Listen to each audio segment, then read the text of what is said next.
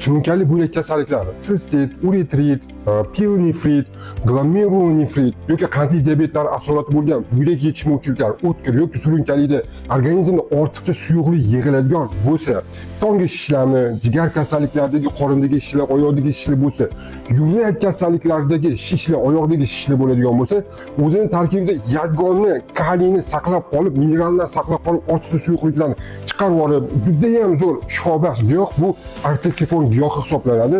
Endi bu artetsifon giyohdan damlama qilib ichsanglar quyidagi kasalliklardan shifo topasizlar. Birinchidan, qondagi kreatin motivinani tushiradi.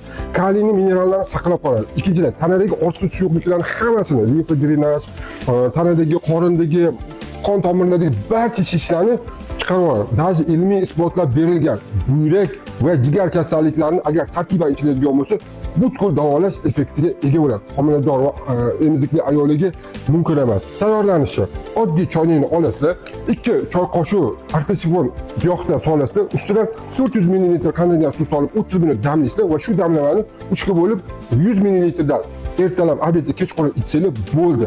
Shifo bo'lsin. Sizlar doktor Kamilov, e'tiborga rahmat.